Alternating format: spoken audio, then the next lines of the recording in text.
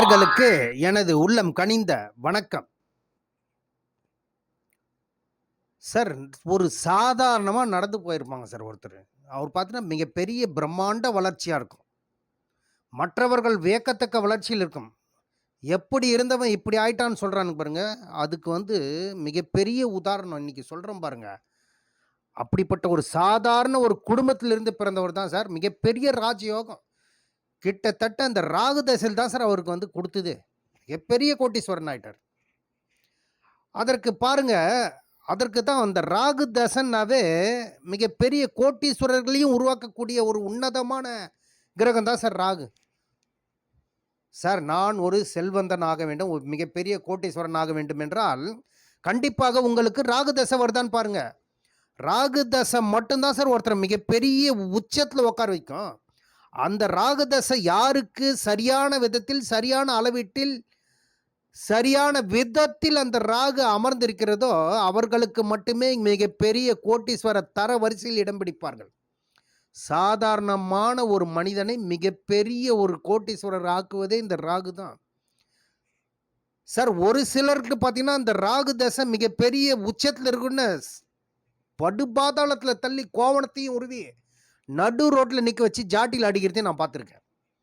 இப்போ பாருங்க, அந்த ராகு எப்படி இருக்கணும்னாக்கா, ராகு ஒருவருக்கு யோகத்தை கொடுக்கணும்னாக்கா கண்டிப்பாக 3, 6, 11 இந்த இடத்தில் தான் சார் அமர்ந்திருக்கணும். இந்த இடங்களில் அமர்ந்திருக்கணும். லக்னத்திற்கு 3ஆம் இடம் என்று சொல்லக்கூடிய வீர தீர பராக்கிரம ஸ்தானத்திலையும், 6ஆம் இடம் என்று சொல்லக்கூடிய இன்னொரு வெற்றி ஸ்தானம், மறு உபய ஜெயஸ்தானம் இல்லையா, அந்த ஸ்தானத்தில் மிகப்பெரிய வெற்றி ஸ்தானம் என்று சொல்லக்கூடிய 11ஆம் இடம், லக்னத்திற்கு 11ஆம் இடம் தான் மிகப்பெரிய லாபஸ்தானம். அந்த லாபஸ்தானம் இந்த 3 இடங்களில் அமர்ந்து ராகுக்கு வீடு கொடுத்தவனும் சாரம் கொடுத்தவனும் அற்புதமாக அமர்ந்திருக்கணும் சார். ஒருத்தருக்கு ஒருத்தர் மறையாமல், லக்னத்திற்கு மறையாமல், ராகுவிற்கு மறையாமல் அமர்ந்திருந்தால் மிகப்பெரிய யோகத்தை நிச்சயம் கொடுக்கும் சார்.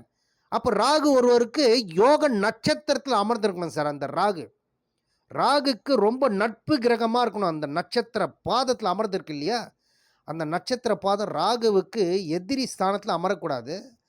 அப்படி யோகி நட்சத்திரத்தில் அமர்ந்து அந்த ராகதசா வந்துவிட்டால் மிகப்பெரிய யோகத்தை மிகப்பெரிய அளவில் அந்த தசா காலத்தில், ராகு தசா காலத்தில் நிச்சயம் கொடுக்கும் என்பது என்னுடைய நான் கண்ட நிதர்சனமான உண்மை சார்.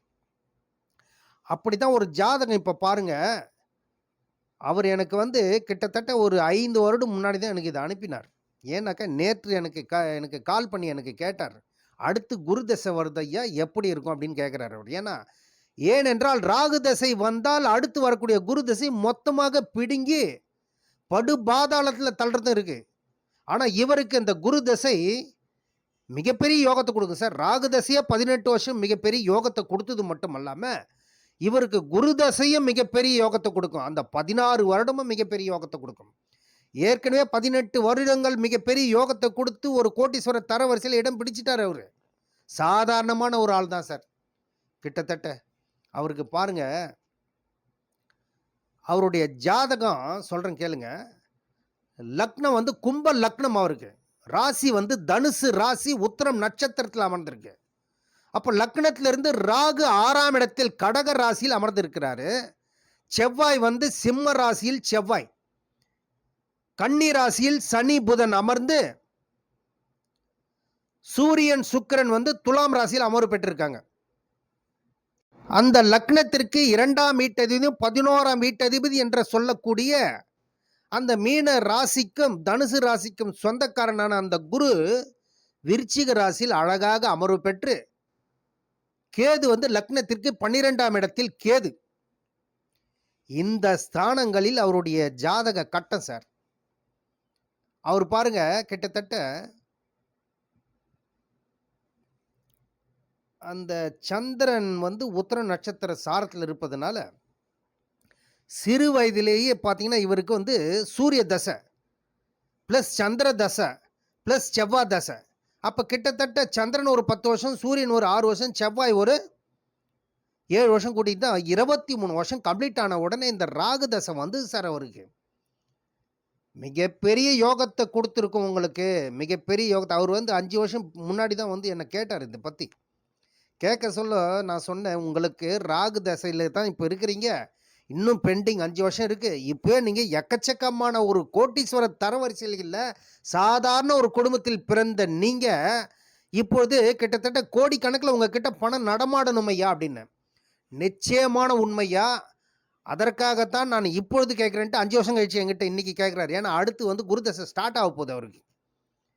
அவர் கேட்குறாரு, "இன்னும் 5 வருடம் முடியிறப்போ அந்த ராகு தசை முடியப்போது, அந்த சமயத்தில வந்து என்கிட்ட கேட்டாரு. 2 ராகு தசை கொடுக்குமா, கெடுக்குமான்னு கேட்டாரு. அவருக்கு பாருங்க 6ஆம் இடம் உபஜய ஸ்தானத்தில் இந்த ராகு. மூல நூல்கள் என்ன சொல்லப்பட்டிருக்கிறது? மேஷம், ரிஷபம், கடகம், கன்னி, மகரம் இந்த இடங்களில் அமர்வு பெற்ற ராகு நிச்சயமான ஒரு யோகத்தை கொடுக்கும். சரியான விதத்தில் அமர்வு பெற்றிருந்தால் அப்படின்னு சொன்னாங்க இல்லையா? அப்ப இந்த ஜாதகத்துல பாருங்க, 23 வயதிற்கு பிறகு வந்த அந்த ராகு தசை 18 வருடம் கிட்டத்தட்ட 41 வயது வரைக்கும் இவருக்கு ராகு தசை தான் இவர வந்து ஆட்டி படைக்க போறாருன்னு நான் அப்பவே சொல்லிட்டேன். அப்போ அந்த ராகு தசை பாருங்க இவருக்கு அந்த ராகு உட்கார்ந்திருக்கிற சாரம் பாருங்க ஆயில்ய நட்சத்திரம்.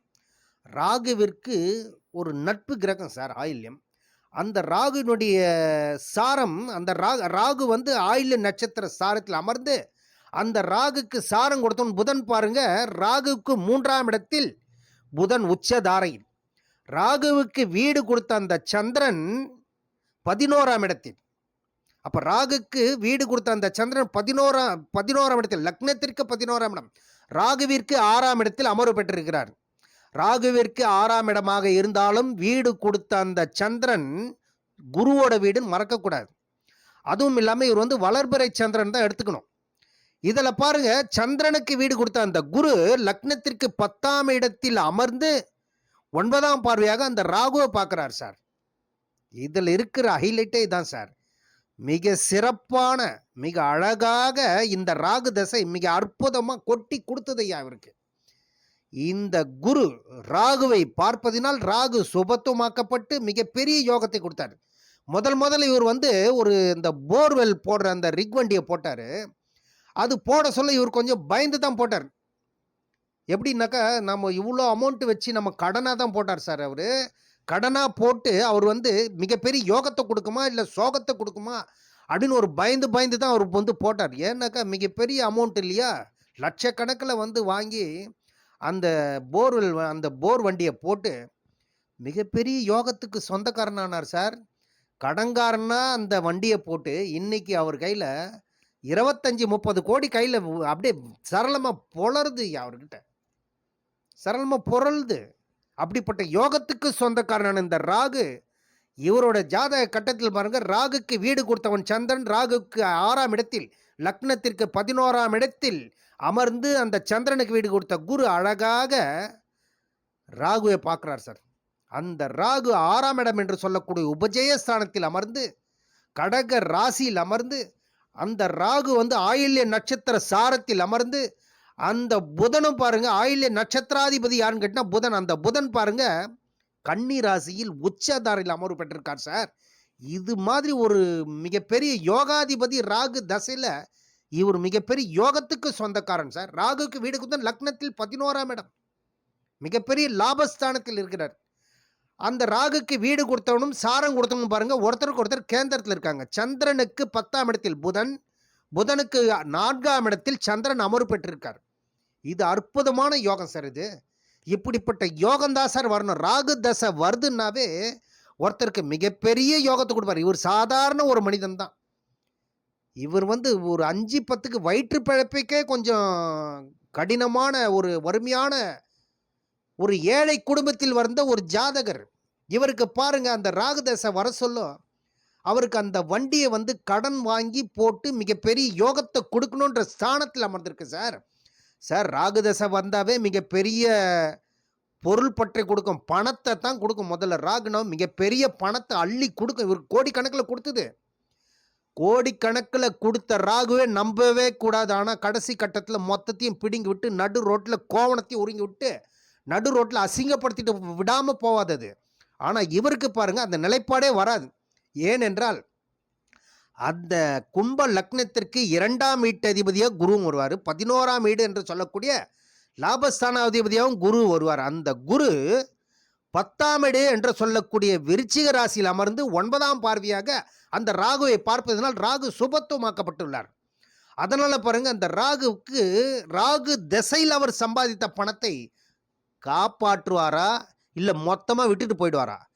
குரு ராகுவை பார்ப்பதினால் இவர் சம்பாதிப்பது அனைத்தையும் பாதுகாக்கப்படும் சார். அந்த குரு மட்டும் ராகுவை பார்க்கணும், இவர் கதை காலின்னு கூட சொல்லலாம். இருந்தாலும் அந்த குரு பார்ப்பதினால் மிகப்பெரிய யோகத்துக்கு சொந்தக்காரன். அதாவது சம்பாதித்த பணத்தை பாதுகாத்து அடுத்த தலைமுறைக்கும் இது தாங்கும் சார். 25-30 கோடி சாதாரண ஒரு மனிதன் சம்பாதித்தார் என்றால் நீங்கள் நம்பித்தான் ஆக வேண்டும். அடுத்து வரக்கூடிய குரு தசை எப்படி இருக்கும் என்று இன்னைக்கு எனக்கு கால் பண்ணி கேட்குறாரு. இன்னைக்கு பார்க்க சொல்ல அவருடைய ஜாதகத்தை எவ்வளையா சம்பாரிச்சிங்க, கோடிக்கணக்கில் சம்பாரிச்சிங்களையே, இந்த பணத்தை எல்லாம் நீங்கள் கண்டிப்பாக பாதுகாக்கப்படுவீர்கள். அடுத்து வரக்கூடிய குரு தசை மிகப்பெரிய யோகத்தை கொடுக்கும். ஏனென்றால் 2ஆம் வீட்டுக்கும் 11ஆம் வீட்டுக்கும் சொந்தக்காரனான அந்த குரு 10ஆம் வீட்டில் அமர்ந்து அந்த செவ்வாயும் பாருங்க லக்னத்துக்கு 7ஆம் வீட்டில் அமர்ந்து தன் வீட்டை தானே பார்க்குறார். குருவை பார்க்குறார் பாருங்க அந்த செவ்வாய் 4ஆம் பார்வையா. அப்போ அந்த குரு மிகப்பெரிய யோகத்துக்கு சொந்தக்காரன் சார். அப்போ குரு தசையும் மிகப்பெரிய யோகம். 16 வருடம் அடுத்து 41 வயதில் ஆரம்பிக்க போகிற அந்த குரு தசை கிட்டத்தட்ட 57 வயது வரைக்கும் இவர் வந்து தன்னிகரில்லாத ஒரு பிஸ்னஸ் மூலமாக இவர் இன்னும் மிகப்பெரிய யோகத்துக்கு சொந்தக்காரன் சார். அந்த குரு பாருங்க லக்னத்துக்கு 2ஆம் இடத்தையும் பார்ப்பார், 4ஆம் இடத்தையும் பார்க்குறாரு பாருங்க. 4ஆம் இடம் சுத்தமாக. அது மட்டுமல்ல, இவர் ஜாதகம் பாருங்க, கால சர்ப தோஷத்தில் மாட்டிக்கொண்ட அனைத்து கிரகங்களும், ராகுக்கும் கேதுக்கும் இடையில் அனைத்து கிரகங்களும் மாட்டிக்கிச்சு பாருங்க. இதுதான் இவருக்கு லக்னத்தை தவிர மீதி எல்லா கிரகமும் மாட்டிக்கிச்சு. அப்போ இவருக்கு வந்து பாருங்க மிகப்பெரிய யோகத்தை கொடுக்கக்கூடிய தசாக்களுமே ராகு தான் சார் இவருக்கு. அதற்கடுத்து குரு. ராகு பிரம்மாண்டத்தை கொடுத்தது சார் இவருக்கு. அப்படிப்பட்ட யோகத்துக்கு சொந்தக்காரனான இவர். அதற்குத்தான் நான் படித்து படித்து சொல்கிறேன். நிறைய பேருக்கு ராகு ஒருவருக்கு யோகத்தை கொடுக்க வேண்டும் என்றால் ராகு யோக நட்சத்திரத்தில் அமர்ந்திருக்கணும். யோக நட்சத்திர பாதத்தில் அமர்ந்து அந்த ராகு தசை வந்தால் மிகப்பெரிய யோகத்தை நிச்சயம் கொடுக்காம விடாது சார். சாதாரணமாக சாமானியமான ஒரு மனிதனை மிகப்பெரிய கோட்டீஸ்வர தரவரிசையில் மிகப்பெரிய ஒரு கோடிக்கணக்கான பணத்தை புயல் காற்று மாதிரி இவருக்கு அடிச்சுது. வாங்கினதுனா ஒரு வண்டி தான் கடன் வாங்கி. ஆனால் அதற்கடுத்து இவர் வந்து பாருங்க கிட்டத்தட்ட 8, 9 வண்டி 10 வண்டியை வச்சிங்க. அந்த அளவுக்கு இவர் வந்து வண்டியை போட்டு வாங்கக்கூடிய லெவலுக்கு இவர் மிகப்பெரிய ஒரு தொழிலதிபர் ஆக்கியது சார் இவரை. அப்படிப்பட்ட யோகத்துக்கு சொந்தக்காரனாக இந்த ராகு தசை ஒரு மனிதனுக்கு வரணும் சார். இப்படிப்பட்ட அமைப்புகளில் வரணும் சார் ஒருத்தருக்கு. எனவே நேயர்களே, உங்கள் ஜாதக கட்டத்தில் நீங்களும் கோட்டீஸ்வர தரவரிசையில் இடம் பிடிப்பீர்களா? அப்படி என்றால் கண்டிப்பாக நான் சொல்லும் இந்த விதிப்படி தான் உங்களுக்கு அமர்ந்து இருக்க வேண்டும். அப்படி அமர்ந்திருந்தால் நிச்சயம் நீங்களும் ஒரு கோட்டீஸ்வர தரவரிசையில் நிச்சயம் இடம் பிடிப்பீர்கள் என்பது நிதர்சனமான உண்மை. எனவே நேயர்களே, உங்கள் ஜாதகத்தை செக் பண்ணிக்கிங்க. அப்படி செக் பண்ண தெரியவில்லை என்றால் இந்த தரணி ரமேஷாஜியை தொடர்பு கொள்ளுங்கள். உங்கள் சந்தேகம் அனைத்தையும் நிறைவேற்றியப்பார் என்று கூறி விடைபெறுகிறேன். நன்றி, வணக்கம். மேலும் நேயர்களே, இந்த சேனலை பார்த்துவிட்டு சப்ஸ்கிரைப் பண்ணுங்க, பெல் பட்டனையும் ப்ரெஸ் பண்ணி ஆல் பட்டனையும் ப்ரெஸ் பண்ணுங்கள். அப்போது தான் நான் போடும் வீடியோ உங்களுக்கு உடனுக்குடன் வந்தடையும் என்று கூறி விடைபெறுகிறேன். நன்றி, வணக்கம்.